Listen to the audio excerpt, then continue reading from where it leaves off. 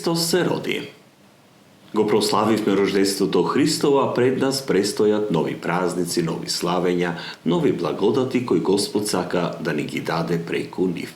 И се наоѓаме во еден литургиски период помеѓу Исусовото раѓање и Богојавление. И овие празници за нас денес представуваат средба со живиот Бог.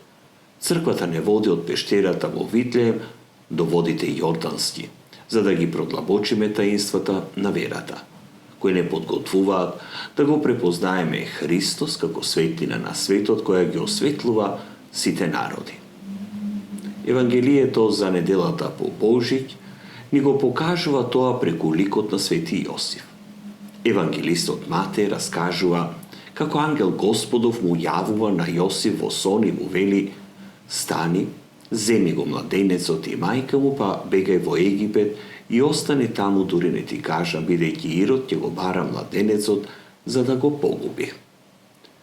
Јосиф станува, го зема младенецот и мајка му и тргнува. Нема расправа, нема одложување, нема утре. И тоа е веќе првата порака за нас. Кога Бог зборува, од нас се бара да го слушаме, затоа што животот се чува преку послушноста.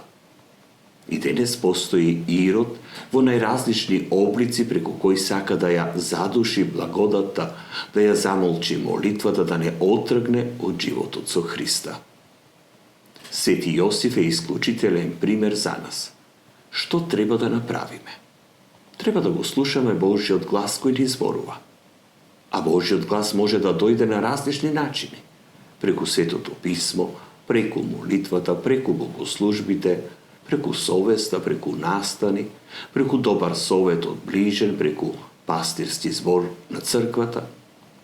Денес, ако го чуете неговиот глас, не ожесточувајте ги срцата ваши. Значи Бог зборува. А дали ние слушаме? Замислете свети Јосиф да се направи дека не слуша. Да речеше: "Сигурно е сон, привидение, ќе помине, нема ништо да се случи." Тогаш младенецот би можел многу лесно да биде убиен. Истото важи за мудреците. Тие добија предупредување да не се враќаат кај Ирод и послушно се вратија по друг пат. Бог ја чува историјата на спасението преку луѓе што слушаат и постапуваат. Евангелието, наменето за неделата по Божик, е слика за тоа што му треба на нашето општество денес. Му треба татковци.